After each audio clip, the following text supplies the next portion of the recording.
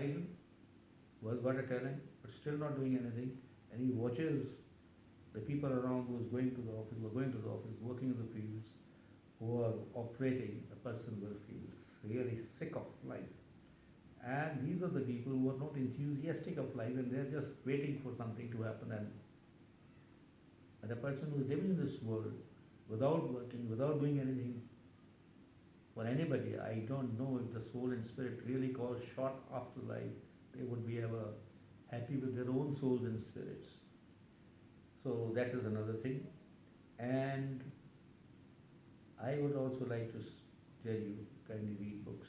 They educate you, they give you wisdom, and read all kinds of books. When you read all kinds of books, any kind of book which you like, whether history or geography or philosophy, or you want to study, have a comparative study of religions, it's a very, very interesting study, and you will come across a person who keeps on studying, knowing, trying to get knowledge, and reading all the scriptures of all the religions. It becomes a saturated person. That means no more, kind of a dissatisfaction with life.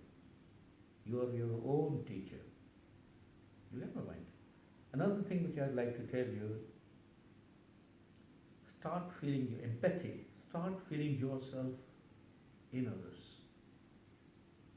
We have a theory of reincarnation which I believe probably may be correct, because there are instances where so many animals get attracted to you.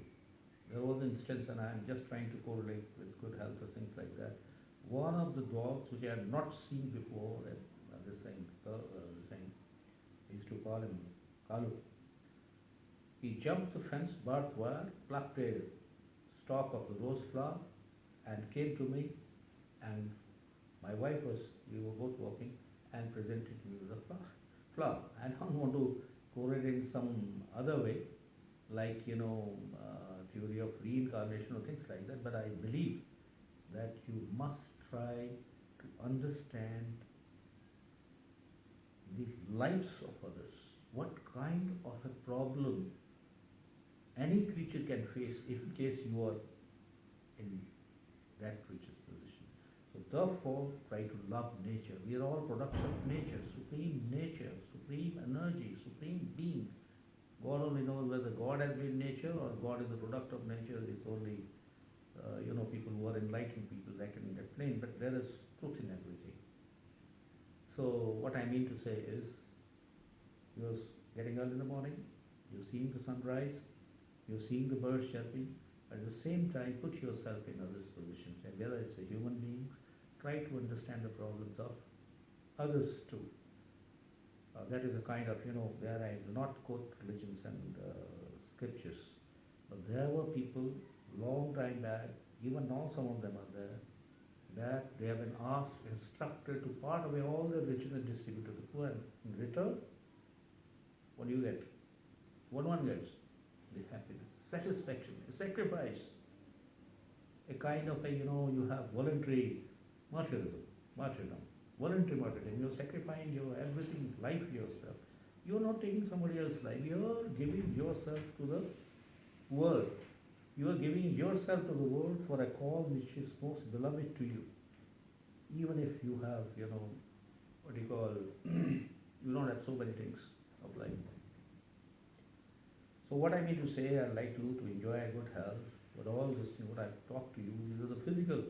But I'm talking, other things. You're called metaphysical or ethical. That there have been people in this world, there have been kings and emperors in this world. They will not fight with another king or an emperor because he's weak.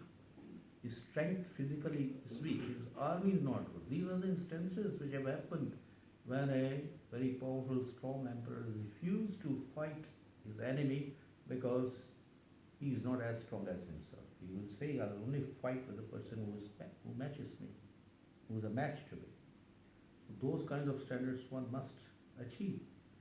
And I don't want to quote the country and the philosopher because, again, quoting and misquoting can create little problems and can hurt many people. Anyway, so another thing is that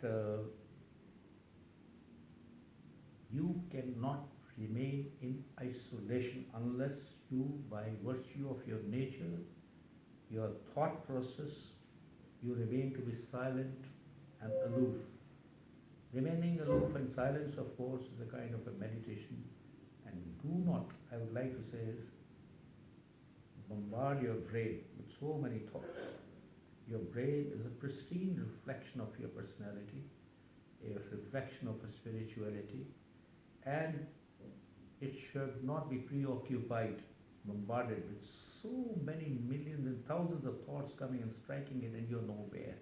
Your receptors are occupied, and what you want to give to the world, those receptors and thought process, those reactions inside, those ideas are blocked.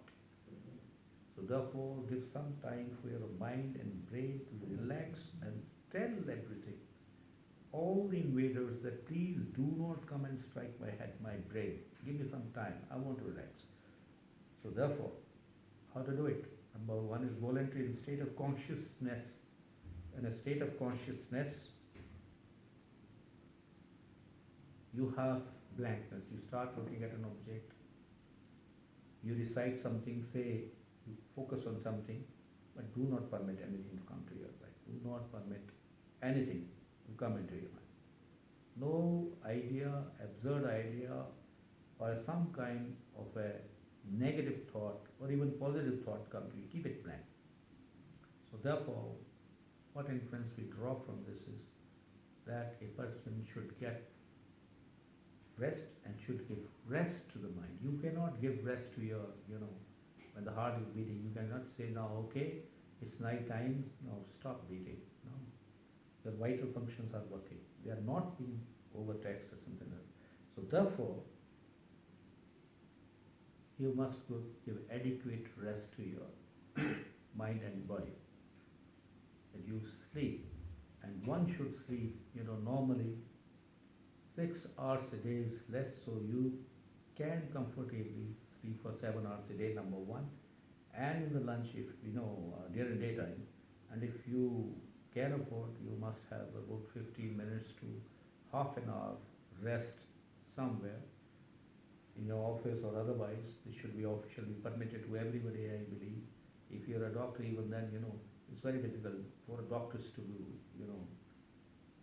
have rest while the patients are waiting outside. That's a different story, starting OPD in the morning until 5, 6 o'clock in the evening, and then surgical emergency coming or some emergency coming. That is a different thing altogether.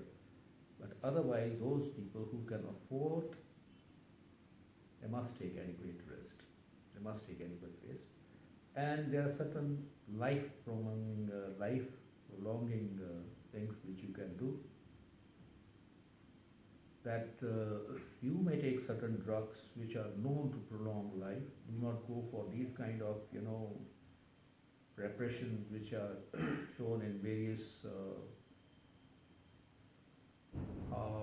television shows, or otherwise you find that a lot of advertisement about energy drinks and things like that.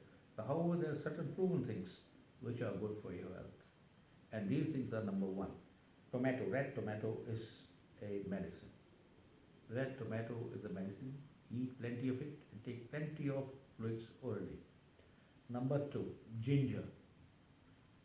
It definitely prolongs your life. Then turmeric, it prolongs your life. Okay, sprouts, it prolongs your life and gives you adequate amount of nutrition also. And I would like to say there is a small plant which is found just where fresh water is flowing, clean water is flowing. Surprisingly, it occurs where the fresh water is flowing and the clean water is flowing. It is bitter to taste. I do not know its exact name, but in Hindi it is called Brahmi Booty. Booty means a small plant, tender plant, which tastes bitter. It is a flat leaf, small plant called Brahmi, and it sharpens your intellect, it sharpens your mind, and it's good. And then, you can take it with the almonds which are soaked in water. The almonds which are soaked in water, and this Brahmi Booty is called Brahmi, and you can find it, and there are dry leaves also you can find in any shop in the market in India and ask them. It is generally found in the hills or mountains today. And lastly, I would like to tell you one of the most important thing in life. When we were not born, we do not know what we were, but we were there somewhere or the other. You know Dalton's theory, atoms can neither be created nor destroyed. It forms the energy. Change, the atoms are changed. Now in one constitutional body, a person turns into ashes and is scattered all everywhere, goes to the water, to the ocean, goes to the cloud and come back and goes to flowers and God knows. So there is a, I do not know who gets whose atoms. So, and after we have gone, I don't know whether we live together, all the spirits are flying together, they're all happy, no worries about studies, no worries about work, and we are totally liberated. God willingly, God, I wish that all souls are liberated and they're together flying or sitting. But mark my words, no soul or spirit would ever sit in a place which are dirty. Streets are dirty, people are spitting and smoking and throwing tubs, and there's no soul or spirit will be there. So therefore, your environment should be clean. If it is clean, it is peaceful, and there should be no noise. It's a loudspeaker, the shrieks. Everybody will run away. The children will start crying, the birds start crying. The spirits, the angels run away. Why should they stay in a place where they are disturbed? With great difficulty, they have got peace and they are venturing everywhere. The mountain peaks. Some literature say the good, noble souls and spirits live at the mountain peaks. So I had gone to even to height of 18,000, 19,000 feet and tried to see those souls. And I used to walk at night, 9:30, in those places, high altitude places with the stars. You can see the beautiful sky, Milky Way. Just then you see the mountain peaks, tells you that so many shapes, and you can probably those people who have got insight into that, who are master of that, so they may be able to see those kinds of living spirits. So what I mean to say is, probably maybe we all alone after we have gone, we are total darkness, we don't know anything. Some say they're absolutely light also, depending on your deeds here, your atoms, what has been charged, what are the shape, style of your atoms, are the super atoms which are charged, enlightened one. So what I mean to say, my crux of the whole talk is that while living, be friendly to persons you like. You cannot be friendly with a person who is hostile, who doesn't mix up with your sort of image or personality. One should be friendly, one should be happy, one should be helpful to others, be cheerful, meet your friends as often as possible, meet your mother, your father, brother and sisters, brothers and sisters, and you must have frequent get-togethers, you must laugh together, you must discuss together, you must play together, you must play cards together, you must help each other. A social kind of interaction without differences, without creating animosity, and create a goodwill. I will not again name the people, very sympathetic to others, very helpful to others, very sensitive, very kind-hearted. If you found in all religions, and you can trust yourself, I have seen that.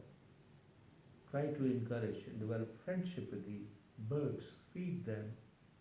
You have found some, even small, what do you call that,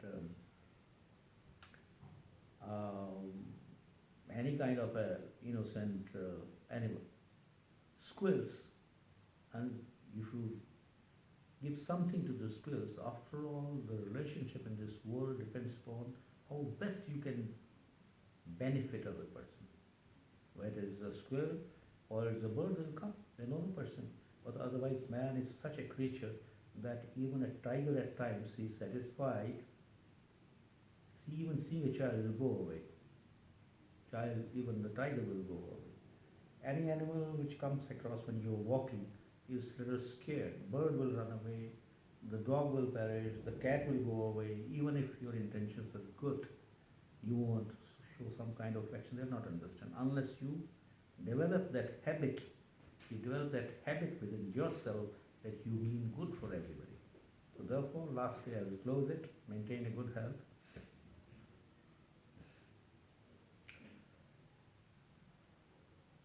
I will not tell you what it is called. There's so many beautiful scriptures that I have written in so many religious books, I can tell you, which just talk of peace and offering one cheek and the other cheek and offering everything yourself and go and get yourself persecuted, things like that, good old times.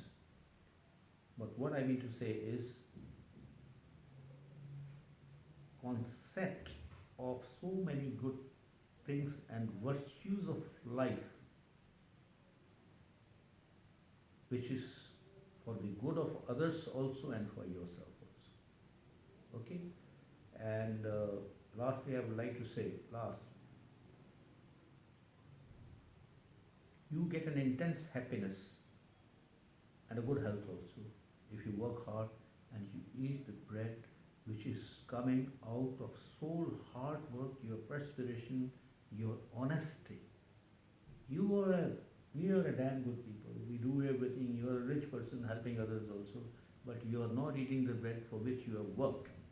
You got a lot of shares, you got a lot of factories, but you are sitting, somebody else is doing the job for you, money making.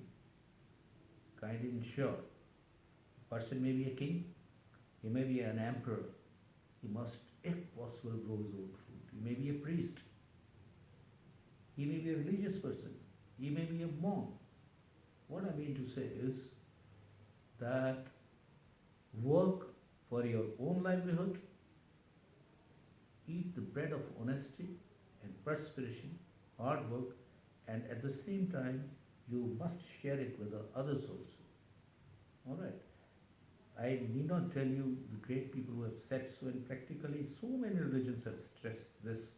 Even 200 AD or 300 AD and even 7th century before BC also. These are the things. And as far as religion is concerned, you should not be dogmatic and not be very, very, intolerant about it.